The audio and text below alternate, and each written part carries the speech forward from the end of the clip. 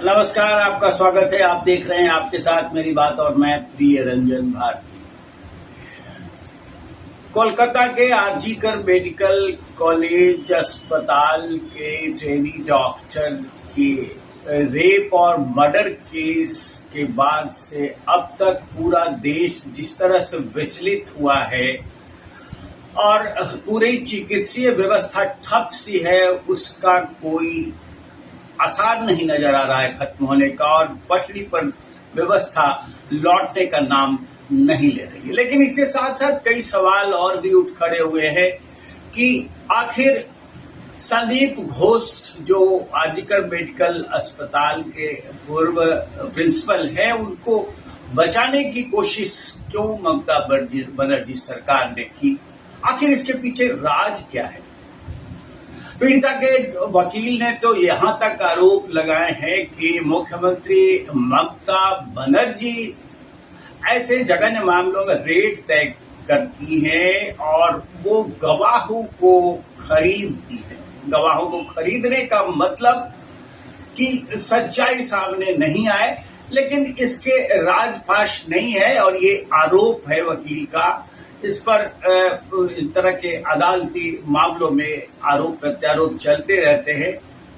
हालांकि इसके पीछे कोई सच्चाई निर्धारित नहीं है कि सच क्या है, लेकिन वाकई मामला तो है। जिस तरह से पीड़िता की मां को घंटों रोका गया, उन्हें सूचना दी गई, अस्पताल से फोन किया गया और फिर सूचना देने के बाद घंटों बाद उन्हें अस्पताल तलब किया गया, और अस्पताल तलब किए जाने के बाद जब उन्होंने अपनी बेटी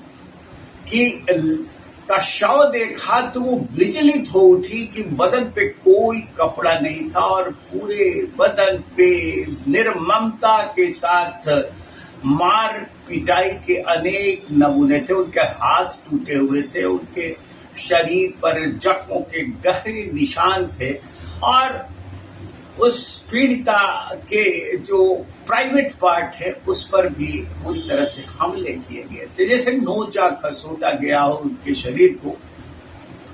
ये मामला इतना विद्रूप होता चला जा रहा है, लेकिन ममता बनर्जी सरकार जैसे संवेदनहीन स्थिति में आ पहुंची है, सारी संवेदनशीलता उसने खो दी है। इसी वजह से तो पूरा देश एकदम उबाल पर है और बंगाल सरकार बस खुद के बचाव में लगी है। वो फांसी की मांग कर रही है। भला ऐसा भी कहीं आपने सुना होगा कि कोई सरकार खुद धरना प्रदर्शन करे और खुद वो ये मांग करे कि फांसी की सजा दी जाए? आखिर किससे वो मांग कर रही है? लेकिन इन सब के बावजूद जब हाईकोर्ट ने इस मामले को संज्ञान लिया और इस पर कार्रवाई की, सीबीआई जांच चल रही है और सीबीआई ने मामला अपने हाथ में ले भी लिया है। अब तो ये सुप्रीम कोर्ट भी इस पर स्वतः संज्ञान ले चुका है और सुप्रीम कोर्ट में इस पर 3 bench, chief justice of India के नेतृत्व में 3 जजों की बेंच इस मामले की सुनवाई करेगी। देखते हैं आगे क्या होता है। लेकिन इसमें एक महत्वपूर्ण कड़ी है। संदीप घोष पूर्व प्रिंसिपल आरजीकर मेडिकल कॉलेज अस्पताल, उनकी सघन पूछताछ जारी है। सीबीआई उनसे पूछताछ कर रही है। उनके कॉल डिटेल्स खंगाले जा रहे हैं और कॉल डिटेल्स से कई राज खुलने के संकेत मिले हैं। ऐसे राज जो कि कहानी को एक नया ट्विस्ट दे सकते हैं कि सच्चाई क्या है सामने आने में, उसको बेपर्दा होने में बहुत वक्त नहीं लग सकता है। अब क्या है इसके पीछे का रहस्य? क्यों इस तरह के मामले हुए और कहीं और इस तरह के वारदात होते आए हैं या नहीं, इसके इन सब की गुत्थी सूरज के सामने आने की उम्मीद की जा रही है। आरोपी संजय राय, जिस पर हत्या के और इस मामले के आरोप लगे हैं, उसका साइको टेस्ट सीबीआई कराने जा रही है। साइको टेस्ट में कई गुंजाइश होती है कि सच उगल के रख दे वो कि सच्चाई क्या है। अब साइको टेस्ट होने के साथ साथ ये तस्दीक हो जाएगी, इसकी पुष्टि हो जाएगी कि मामले का वाकई गुनाहगार सिर्फ वही है या इसके पीछे कोई नेक्सस है, कोई गिरोह है जो इस तरह के काम करता आ रहा है।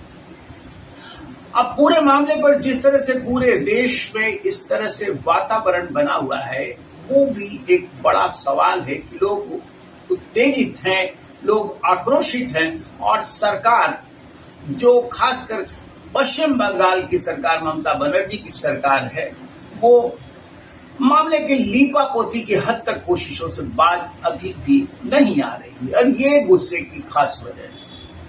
और गुस्से की खास वजह अब सारे क्षेत्रों के लोगों का भी एक तरह से तिल मिलाना शुरू हो गया है। सब के सब जो भी सेलिब्रिटीज हैं वो भी अपनी तरह की प्रतिक्रिया व्यक्त करना शुरू कर चुके हैं।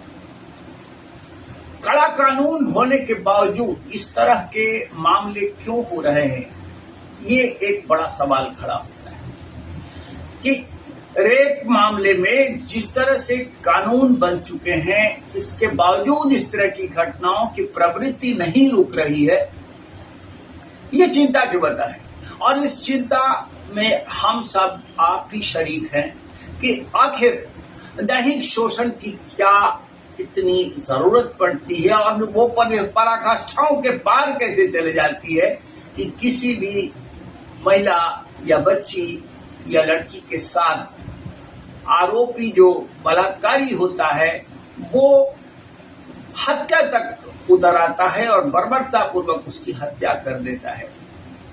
ये सवाल तो मौजूद है ही, लेकिन इससे ज्यादा कहीं अहम सवाल ये भी है कि आखिर इस तरह की मानसिकता के लोग कड़े कानून के बावजूद क्यों इस तरह के मामलों में बेगुनाहों को शिकार बनाते रह रहे हैं और अपने हवस के शिकार बनाने से वो बाज नहीं आ रहे हैं निर्दोषों को, बच्चियों को। इस पर मंथन करना बुद्धिजीवी समाज के लिए, प्रबुद्ध समाज के लिए आवश्यक है। कैसे इस पर रोक लग सके ताकि कल फिर और किसी कन्या का, किसी और निर्दोष बालिका के साथ इस तरह या निर्दोष महिला के साथ इस तरह की वारदात न हो। लेकिन चिंता की बात है कि ऐसी घटनाएं लगातार बढ़ती जा रही हैं। सिर्फ एक ट्रेनी डॉक्टर के साथ ये मामला हुआ ऐसा नहीं है। हर क्षेत्र में इस तरह की घटनाएं हो रही हैं। गांवों में, खेतों में, बसों में, सार्वजनिक स्थलों पर इस तरह के वारदात बार बार होते आ रहे हैं और सुर्खियां बनती है, लेकिन नतीजा नहीं निकल पा रहा है और ना ही इस तरह की प्रवृत्ति खत्म हो रही है। ये एक बड़ा सवाल है। इस पर आप और हम सबको सोचना होगा और इसका निष्कर्ष निकालना होगा कि आखिर कैसे इस पर रोकथाम लग सकती है। आज के अंक में बस इतना ही।